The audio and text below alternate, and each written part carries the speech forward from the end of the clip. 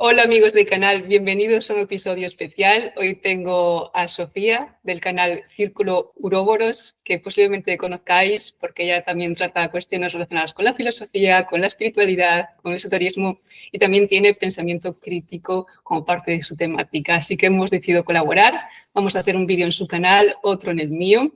Y el que hemos decidido para mi canal versa sobre las emociones, porque es algo que ambas hemos reflexionado y queremos darle ese toque crítico que decía de ver cómo esta especie de dualismo entre a veces exacerbar las emociones o bien anularlas hace que seamos inmaduros y al ser inmaduros seamos presa fácil de los sistemas de poder, llamando sistemas de poder, pues, podríamos decir las élites, ¿no?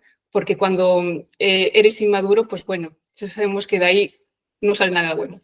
Entonces, Sofi, quería empezar un poco por ahí. Quería empezar explicando un poquito lo que acabo de poner antecedentes acerca de por qué esta dualidad entre exaltar y anular. Parece que las dualidades y los extremos forman parte de nuestro día a día más que nunca. Y así, a bote pronto, ¿cuál de estas situaciones te parece que es más perjudicial? ¿Anular las emociones o exaltarlas? Creo que las dos son igual de problemáticas sostenidas en el tiempo porque desregulan justamente el sistema emocional, que el sistema emocional es bien importante porque nos da todo el tiempo información de nuestro entorno. Entonces, al estar exaltado o al estar anulado, se va a desregular, digamos, ese sistema y no vamos a recibir la información correctamente. Y sobre todo, por ejemplo, con la exaltación, yo noto que existe mucha problemática y se utiliza mucho en política esta cuestión de generar odio hacia un otro, hacia un enemigo para solidificar las propuestas de un partido. Entre más odio haya hacia un otro, ¿no? Genera mayor convencimiento. Y por otro, Fíjate que quien parece que promueve esa exaltación son precisamente los que parecen anular sus emociones. sí, sí, sí. Sí, claro está, sí, sí. Es bastante común, ¿no? Que, bueno, se habla de que muchas personas que llegan a grandes esferas políticas, en realidad tienen algunos rasgos sociopáticos o psicopáticos, ¿no? Que atraen mucho el poder para personas sociopáticas o psicopáticas. Y justamente esas personas utilizan muy bien la manipulación. De hecho, hay un texto que se llama patocracia. Bueno, la patocracia es el término, ¿no? Con el que se encierra, digamos, este fenómeno de psicópatas en las esferas del poder. Y son definitivamente especialistas en la manipulación emocional. Porque parece que el poder exige pasar por ciertos derroteros, por ciertos caminos que van dejando una parte de ti, una parte humana que tienes que como traicionar o tragar para poder acceder a esas esferas, ¿no? Y esa anulación que tú dices que es un peligro, que también, al fin y al cabo, como tú dices, no deja de ser más peligroso una cosa que otra, pero esa deshumanización a mí particularmente me da como, sí, me resulta como más peligrosa, porque cuando alguien se deshumaniza es como que es capaz de cualquier cosa, ¿no? Y por eso tener a gente en el poder capaz de cualquier cosa debería ser una alarma y parece que lo sabemos, pero lo normalizamos en cierto punto. Y no sé si es porque también a nivel un poco más por tierra, si también esa personalidad, un poco de ambición, de querer estar sobre el otro también existe y entonces a veces simplemente pues es como que lo vemos normal, ¿no? Sí, y de hecho esto que mencionas acerca de lo peligroso, ¿no? Que es que haya en el poder gente con las emociones anuladas, incapaces de empatizar con el otro, incapaces de pensar en un tercero si no es de manera instrumental, o sea, como si fuera un objeto para lograr sus objetivos, ¿no? Curiosamente. Y me recordó a un texto de Bonhoeffer, se llama así, el personaje que era un pastor de Alemania y durante el periodo de la Alemania nazi, él observó todo este revuelo político que ocurrió, ¿no? En ese momento. Y entonces habló de que gran parte de la falta de razón humana no provenía de una cuestión intelectual, o sea, sino más bien de algo emocional. Es decir, que generalmente cuando en masa la gente cae a tomar una decisión completamente errónea, que podríamos llamar como estupidez, que así tal cual, no es tanto un problema intelectual, sino es un problema emocional. Justamente proviene de la exaltación, justamente emocional, y a su vez, las personas sociopáticas tienden a ser sumamente racionales y estratégicas, no por un mayor coeficiente emocional, sino por una capacidad de deslindarse justamente de la emocionalidad inmediata, pero lo que sí se ha visto es que estas personas tienden a tomar decisiones con mucho menos miedo, porque a veces lo que nos frena, ¿no? De tomar decisiones extremas que afecten a un otro es nuestra sensibilidad. Entonces llegan a tomar decisiones mucho más arriesgadas y esto hace que, aunque suban muy rápido a las altas esferas del poder, también bajen muy rápido de manera muy abrupta o tenga resultados catastróficos, ¿no? Porque van acumulando estas decisiones muy valientes, ¿no? O valientes, entre comillas, porque realmente sin ese miedo, esa sensibilidad, pues no hay verdadera valentía, pero van acumulando esas decisiones un tanto que normalmente una persona se vería impedida por su propia sensibilidad a tomarlas. Al final no dejan de acumular karma, ¿no? Karma violento que acaba derivando muchas veces en un final violento. Eso también me hizo reflexionar cuando lo escuché y lo pude observar y dije, efectivamente, digamos que las personas eh, menos, menos sentimentales del mundo, y con sentimentales me refiero a menos empáticas, sentimental lo estaríamos llevando de manera equivocada, porque luego hablaremos más de temas sentimentales y es otra historia, ¿no? Pero menos sensibles, la palabra más apropiada, llevaron vidas, pues sí, muchas veces violentas, muchas veces cargando con ese daño que hacen a los demás, y al final eso tiene un precio alto, y hoy en día creo que lo estamos pagando pues todos en conjunto en realidad, porque ya el precio, el cobro está siendo tremendo, ¿no? Nos está afectando a todos, no solo a los que lo ejercen, sino a todos los que lo permitimos. Y muchas veces creo que también lo permitimos a través de un discurso que ha permeado mucho, ¿no? En donde se nos impulsa a ser como muy ambiciosos, a lograr cosas, al tener, ¿no? Y todo eso a veces impregnado también con, si lo pasas mal, pues tienes que ser fuerte, tienes que ser resiliente, y eso ha permeado mucho con el tema del estoicismo, donde últimamente ha cogido bastante fuerza y muchos pues se sienten como abrigados, ¿no? por esta filosofía, pero también percibo que, como tantas otras cosas, no es entendida en profundidad, sino recogida así con unas cuantas cosas con la punta de los dedos, aplicada a intereses subjetivos, y venga, que salga de ahí lo que tenga que salir de manera utilitaria, no de manera con una comprensión profunda, ¿no? Sí, totalmente. Yo pienso que el hecho de que, al parecer, el sistema esté en parte diseñado, ¿no? Para que quien suba al poder sea aquella persona que pueda resistir el estar en una postura que implica desensibilización, pues también hace que gente incluso normal, que no tiene como tal el problema, ¿no? Que no haya nacido como tal psicópata, muchas veces busque la anulación de su sensibilidad. Entonces, creo que habría que diferenciar, ¿no? Para aquellas personas que nos están viendo, el caso ya de los psicópatas que ya son de nacimiento y que viven una emocionalidad aplanada totalmente, o sea, y muchas veces necesitan estímulos o estarse rodeando de situaciones muy estimulantes para sentir lo que una persona normal sentiría en su vida cotidiana, ¿no? Tienen que someterse a situaciones muy extremas para sentirse estimulados. Pero por otro lado, también se nos vende bajo el disfraz, digamos, de la filosofía estoica, ciertos valores que, que nos llevan a la anulación de la emocionalidad, pero habría que ver, ¿no? ¿Cuáles serían las consecuencias de una persona sensible, o sea, que eh, nació con esa sensibilidad, que se ve expuesta a esas filosofías y que puede llegar a entender que esa sensibilidad suya es un obstáculo, ¿no? Para muchas cosas, ¿no? Esta emocionalidad puede llegar a ser un obstáculo para lograr los objetivos en una sociedad que premia justamente el utilitarismo, saber todo como un instrumento para y no como un fin. Me recuerda mucho esto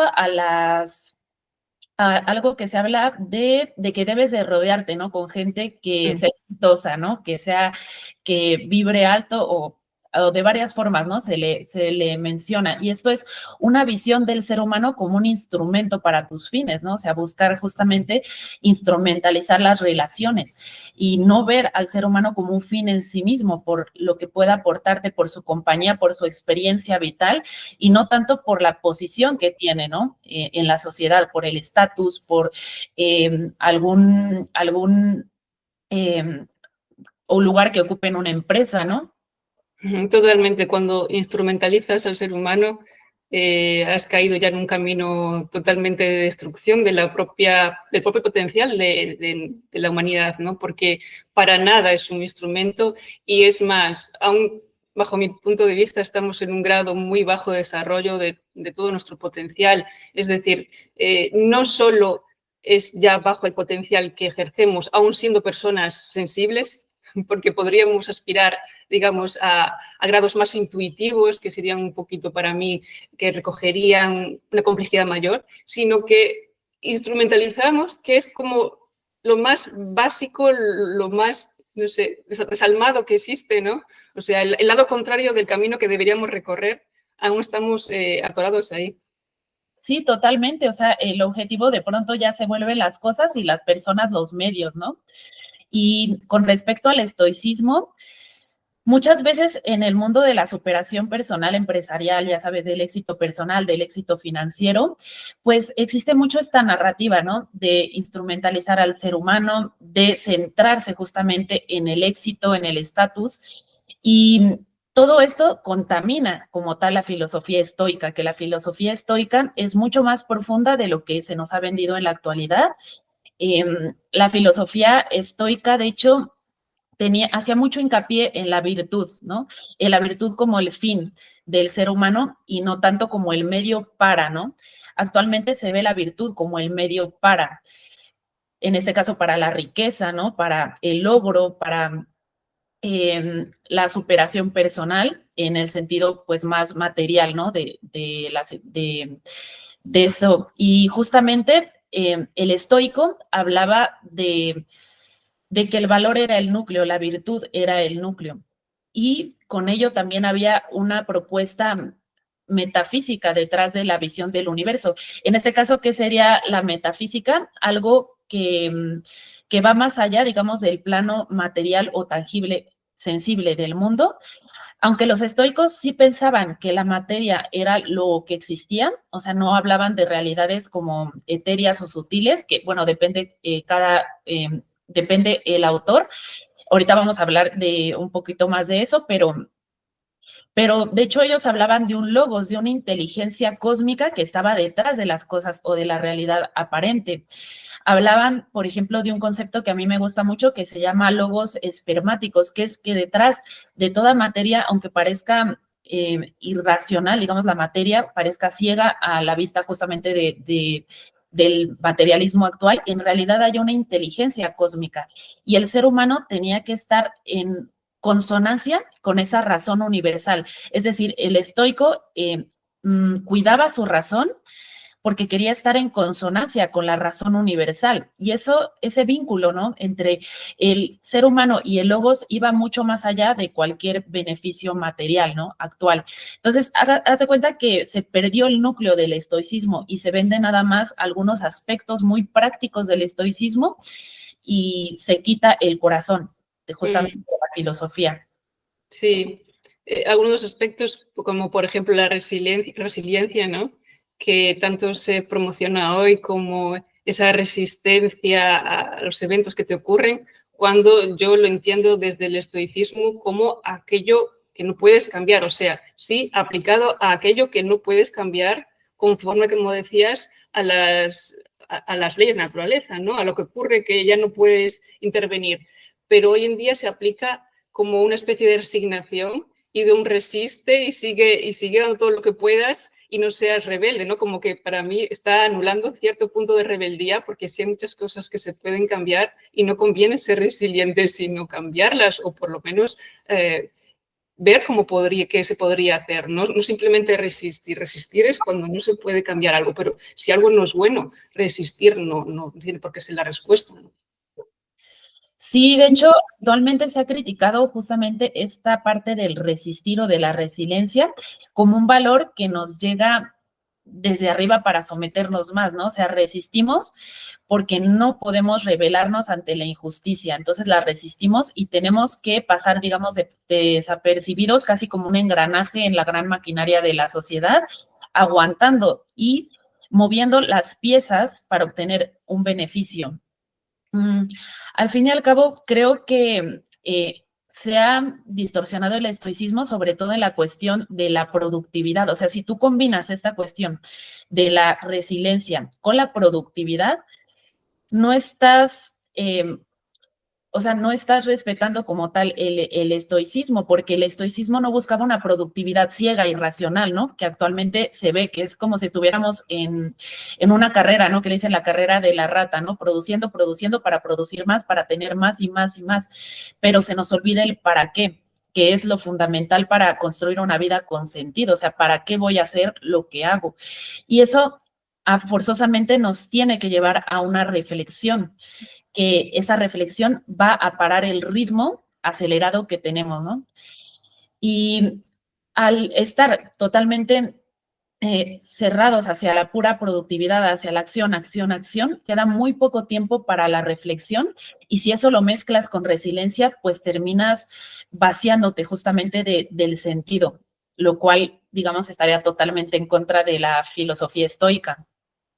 Y si nos vamos un poco al lado contrario, si nos vamos al lado de la exaltación de las emociones, donde parece que lo único que importa es lo que sientes, ¿no? Eso es lo que siento, es lo que importa y eso es lo que tengo que poner sobre la mesa y bueno, como infantilización, pero bueno, eso te lo voy a dejar a tu reflexión. ¿Qué opinas de esta exaltación de las emociones que también estamos viviendo en nuestros días?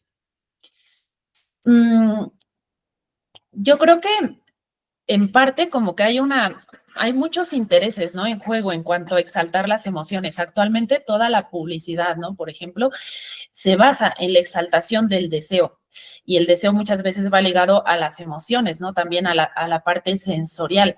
Estamos en una sociedad donde se nos estimula constantemente y esa estimulación que nos viene de todos lados termina generando desajustes, ¿no? En nuestro sistema de percepción, porque el estar sometido a estímulos por todos lados, en las redes sociales, en los lugares al que vamos, que actualmente ya se habla de una especie de neuromarketing, ¿no?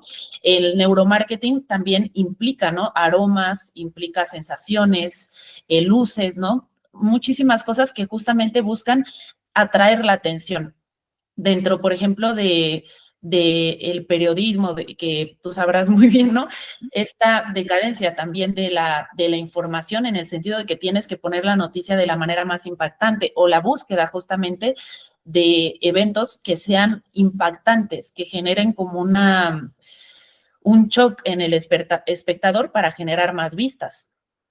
¿Y qué ejemplos podemos ver en nuestros días? Así que, digamos, bueno, como decíamos antes, esto suena peligroso, suena a un camino de autodestrucción, que eso ya lo decía la naturaleza por sí misma, ¿no? En Logos, pero también suena que mucha gente se daña muchísimo a través de sus emociones, ¿no? En vez de pues, integrarlas y como experimentarlas como parte natural de la vida, es como que a veces una excusa para hacerse daño y obviamente a través de la inconsciencia.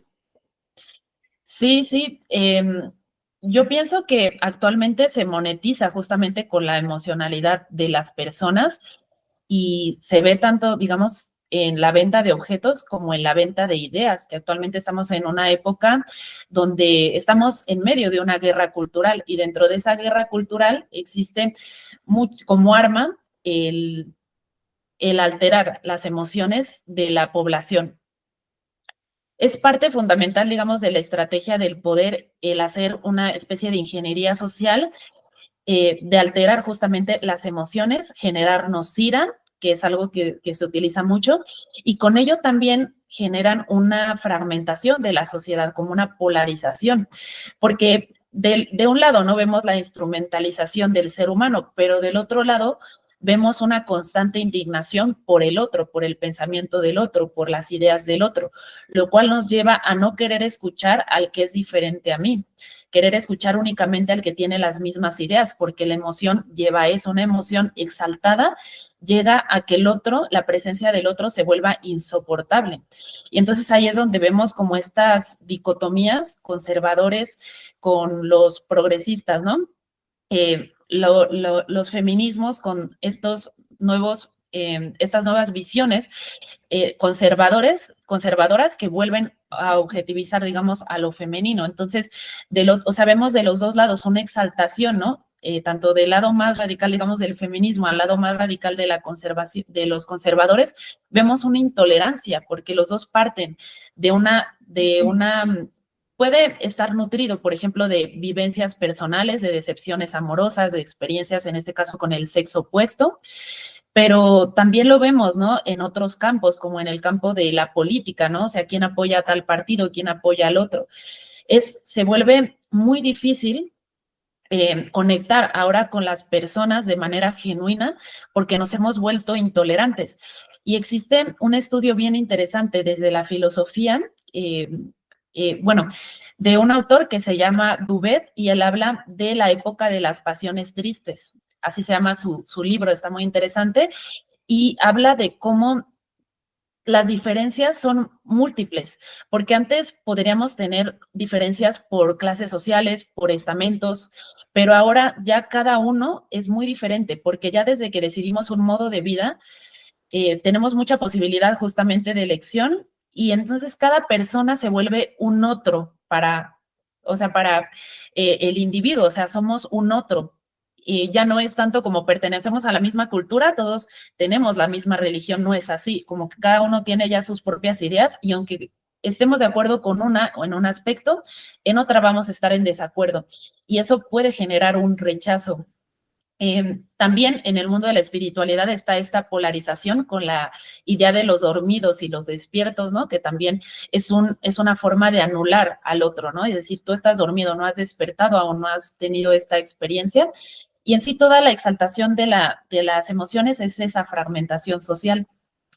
¿Y cómo salimos de esta encrucijada en la que queremos respetar al otro, pero vemos que todo gira en torno a sus emociones y por tanto podríamos decir que en un nivel de cierta inmadurez y por tanto tampoco podemos quizás escucharlo, podemos quizás comprenderlo, pero a nivel, por ejemplo, de permisión, ¿sabes? ¿Qué podemos llegar a permitir y que no? ¿Cómo compaginamos escuchar al otro y entender que al mismo tiempo escucharlo no significa pues darle soporte para que continúe en esa inmadurez, ¿no? Porque muchas veces siento que parece que estamos promoviendo la inmadurez, como decía, supongo que promover la inmadurez y favorecer que siga y siga alimenta el sistema tanto a nivel económico como a nivel político. Entonces, sé que es una pregunta difícil, pero ¿se te ocurre alguna manera o qué actitud deberíamos tomar ante eso? Yo creo que individualmente, digamos, podemos empezar a cuestionar muchísimo, incluso nuestras propias ideas, nuestra propia visión del mundo, porque eso es algo constante, ¿no? No es así de ya llegué a esta idea, sino es un camino constante de estar rectificando, de estar viendo por qué creemos lo que creemos y un poco liberar esas creencias de una visceralidad. Eso yo diría que sería lo primero. Después, creo que todo eso también viene de la forma en la que nos han educado. Actualmente se habla de generaciones sumamente infantilizadas, posiblemente porque nos tocó, en algunos casos, una infancia en la que, bueno, el niño se vuelve como el centro de la familia y en parte como que se vuelve el centro, digamos, de la familia porque hay como una sobreprotección, ¿no? A la infancia actualmente, o sea, justamente a la emoción del niño, ¿no? Sin querer que el niño se enfrente justamente a situaciones que, que son inevitables en la vida, como se ve, por ejemplo, en Disney, como que pierda todo aspecto sensible, que se pierda el villano como tal, que el niño no esté expuesto a cosas que pudieran ser malas, pero que en el fondo ayudan a comprender el mal, nos ayudan a comprender el mundo, ¿no? Porque tiene que ser por escalonado, pero el hecho de acostumbrarnos a esa como protección, que no digo que se dé en todos los casos, dependerá el lugar, dependerá el contexto, pero es cierto que se ha visto en la época moderna como una sobreprotección o una visión de proteger como tal al niño de cualquier estímulo negativo, pero también incluso ya al adulto, ¿no? Al adulto ya infantilizado. Y yo pienso que debe de dejar de, de expulsarse de la sociedad aquello que es negativo, ¿no? Aquello que implica el conocimiento del mal, de todos los males, digamos, que están en la humanidad, y que creo que eso ya se vio hace algunos años, ¿no? Con esta búsqueda de que toda la cultura esté diseñada para no generar una incomodidad emocional. Y eso empieza desde el contenido de películas infantiles hasta el contenido ya adulto, ¿no? Para no herir ninguna sensibilidad. Lo Pero, políticamente correcto, ¿no?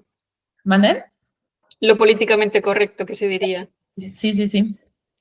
Exactamente, no, es que es algo que sí se debe de esta cuestión de las emociones, creo que sí debería de verse desde la infancia, y individualmente, digamos, solo nos queda tratar de desvincular un poco esa emocionalidad que es natural y va a estar ahí con nuestras ideas. Hay una idea que me gusta mucho, que es las ideas no te aman, ¿no? O sea, tus ideas no te aman, son ideas, ¿no? O sea, no tendrías tú por qué tener un vínculo emocional hacia las ideas deben de fluir, deben de resignificarse, de estar en movimiento, porque cuando el ser humano se queda atrapado en una idea, por esa emocionalidad de es que esta idea soy yo, ¿no? Es ahí donde dejamos de avanzar. Y, Sofía, ¿qué hacemos con esta tristeza que también parece que no se sabe cómo llevar, ¿no? Están las personas que huyen de la tristeza, las personas que se meten en la tristeza y es un camino que las lleva a un hoyo muy profundo. ¿Qué podemos sacar de la tristeza? Mm, Yo diría que es interesante dividir las emociones en emociones activas que nos llevan a la activación y emociones que nos llevan al revés, a desactivarnos, ¿no? Por ejemplo, entre las emociones activas estaría la alegría, la excitación, el coraje, todo eso que nos lleva a hacer, ¿no? Que es parte importante, pero también hay emociones que nos llevan a contraernos para entrar a un estado reflexivo. Eso es el caso de la tristeza, que es una de las emociones pues más menospreciadas, digamos, de la actualidad, ¿no? Desde la espiritualidad, con todas estas ideas del vibrar alto, de que si estás triste, estás vibrando bajo, no vas a obtener esas cosas, no vas a obtener ese éxito personal, pero la tristeza tiene un papel valiosísimo. La tristeza nos hace primero frenar y hacer una reflexión. Los momentos más reflexivos vienen justamente de estados de tristeza. Es importante también aclarar que llega a ser malo cuando alguna emoción se nos vuelve una adicción, porque también llega a pasar mucho que determinada emoción nos puede generar como una especie de embotamiento, lo cual se da bastante. Entonces, la emoción de la tristeza puede volverse una emoción a la que determinado ser humano puede estar recurriendo constantemente y puede estar atrapado en esa emoción de la tristeza. Ahí yo diría que más que quitar la tristeza o quitar las emociones consideradas negativas, habría que regular nuestras emociones, que equilibrarlas y entender que cada una tiene una función muy importante. Las activadoras nos llevan a hacer, pero la tristeza, que es una de esas que nos retraen, nos llevan a cuestionarnos qué vamos a hacer, que es fundamental, porque si no, ¿qué hacemos, no? Cuando tenemos las emociones activadas, pues no vamos a saber porque no hemos hecho esa reflexión. ¿Y de dónde crees que parte esa tristeza? O sea, ¿por qué crees que puede haber una generación en concreto o muchas personas, que en este caso se está hablando de muchísimos casos de depresión, que pueden ser multicausales? También hay factores de que obviamente hay más estudios que antes, muchas historias que tener en cuenta, pero en términos generales esta epidemia de depresión y esta tristeza a veces pues enmascarada o edulcorada o nublada con ansiolíticos, etcétera. ¿Cuáles son las causas de esta tristeza de nuestros tiempos? Pues es que nuestros tiempos son bastante caóticos, ¿no? En todo sentido. Es impredecible, ¿no? Prácticamente el futuro. En otras generaciones era bastante predecible, aunque estuvieran en una situación, pon tú, difícil también, era bastante predecible lo que tú ibas a hacer de grande, lo que ibas a tener, digamos, de grande en ese paso, digamos, de la adolescencia a la adultez. Pero creo que con todo esta bombardeo, ¿no? De Disney, de todos los medios de entretenimiento, de tú puedes tener lo que tú quieras, nos hizo comprar una idea falsa que no correspondía a la realidad que íbamos a terminar viviendo, ¿no? Una realidad de incertidumbre, de crisis económica, de incluso donde algunos derechos laborales se están echando para atrás, ¿no? Había un periodo donde hubo una fuerte lucha por esos derechos laborales y actualmente se están viendo, ¿no? Ciertos modos para que la gente cada vez tenga menos acceso a esos derechos por estos trabajos como más libres, ¿no? Que se venden como más libres, pero que al fin y al cabo te terminan desprotegiendo. Entonces, principalmente viene de una gran decepción, ¿no? Que vivimos, porque por un lado los medios de entretenimiento nos venden discursos de meritocracia, perdón, es que me llegó una llamada. Discurso de meritocracia, ¿no? De tú puedes hacer lo que quieras, de simplemente puedes lograr absolutamente todo lo que te propongas. Vemos historias de artistas o de personajes importantes que admiramos y que prácticamente se nos vende que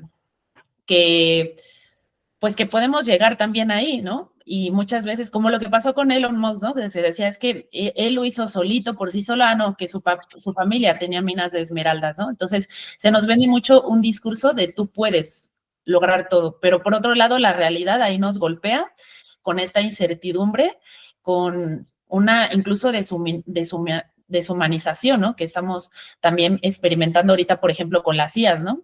Pero así las tecnologías. Y en tu caso, como el mío, pasaste por un periodo de profunda tristeza, seguramente fueron diferentes en muchas cosas. ¿Cómo conseguiste reconducir esa tristeza y pues integrarla y que pues ya no sea una adicción en tu vida, como comentabas antes, ¿no? Que no sea un escollo, un hoyo en el que te metiste y no pudiste salir? Sí, en general yo tiendo a ser bastante melancólica, ¿no? Entonces, tiendo a ser como tener una mirada pesimista, ¿no? En el día a día. Y creo que en mi caso sí funciona de repente varios contenidos de cómo aumentar, cómo ser más positivo, ¿no?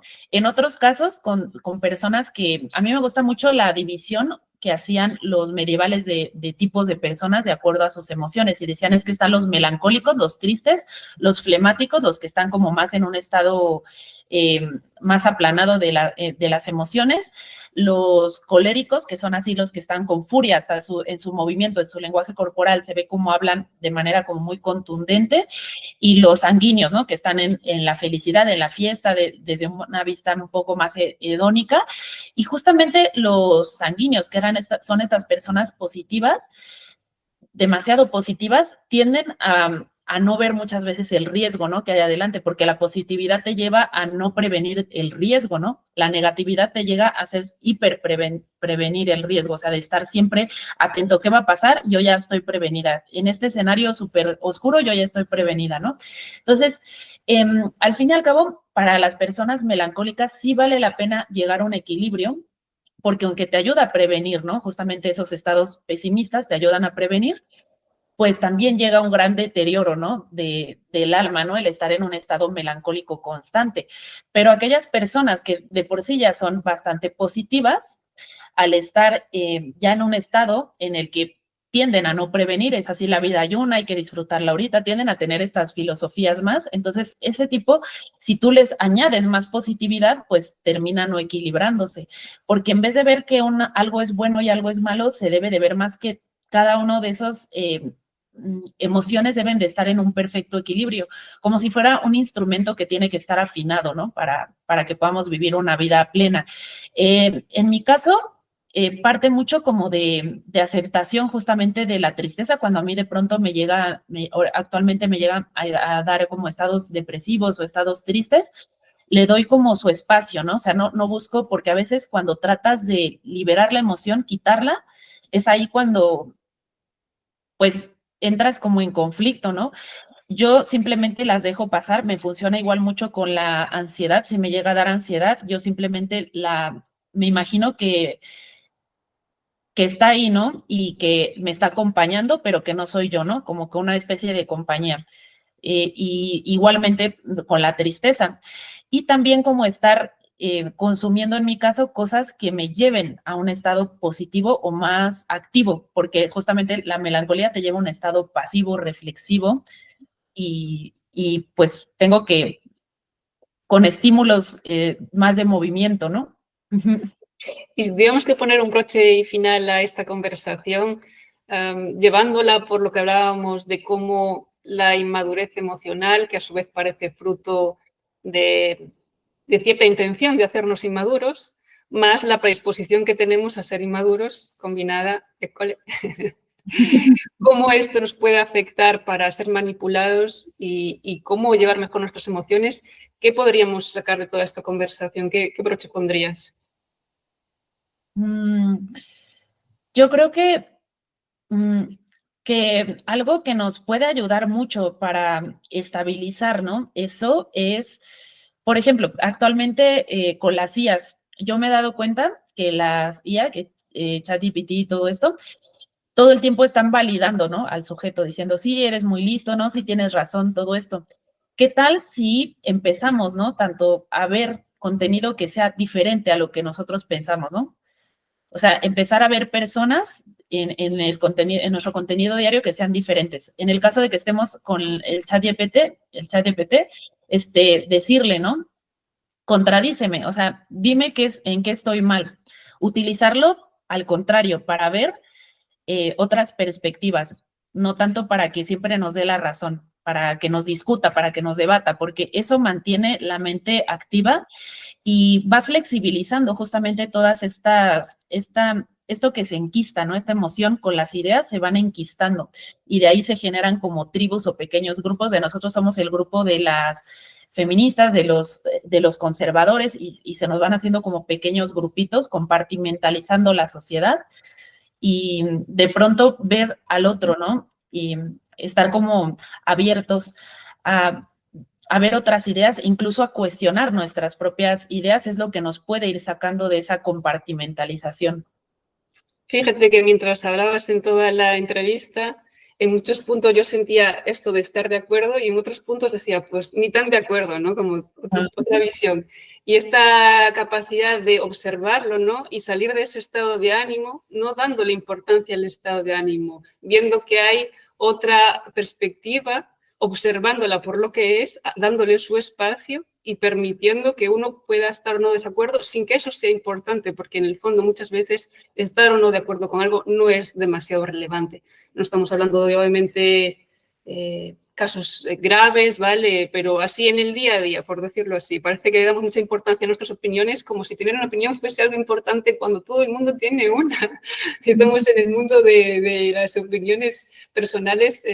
Supongo que ese momento donde nos ha dado espacio a la subjetividad, ¿no? En un momento histórico somos más individuos que nunca y eso hace que nuestras opiniones de repente las veamos y les demos mucha importancia. Y bueno, salir de esas opiniones para mí ha sido un trabajo, ya que yo era bastante... Enseguida me podía sentir combativa con algo y a día de hoy me otorga una gran paz el hecho de ver opiniones, por muy descarriladas que yo sienta que estén, verlas y simplemente pues nada, que cada uno se conduzca a lo mejor que pueda y listo.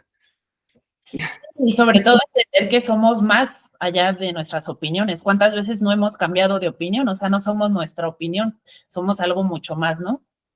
Exacto, y eso más se puede observar saliendo del estado de ánimo muchas veces, porque cuando estás en un estado de ánimo involucrado demasiado en eso, la mirada se nubla. Entonces, desde ahí no puedes tener claridad. Cuando sales de ese estado de ánimo es cuando puedes empezar a ver las cosas desde otro punto mucho más intuitivo, con una inteligencia mucho más puesta sobre la mesa, más superior, diría, y por tanto puedes llegar a lo que yo llamaría verdad. que eso ya es terreno de palabras mayores y no tendría nada que ver con las emociones. Para mí la verdad y las emociones no tienen nada que ver, aunque las emociones pueden ser una vía para descubrir la verdad, que diría. Sí, exactamente. Sí, estoy de acuerdo con esa última idea. Sofía, ha sido un placer tenerte en este canal. Gracias por la maravillosa entrevista, tus respuestas, pues desde tu punto de vista, con tus conocimientos, con tus propias experiencias, con el trabajo que haces en tu canal, que también complementa todo lo que has puesto aquí. Y nada, recordar que yo también seré entrevistada en el canal de Sofía por si lo queréis ver y que para mí será un placer volver a encontrarnos en otra ocasión. Muchas gracias, Tania. Hasta luego. Bye. Chao.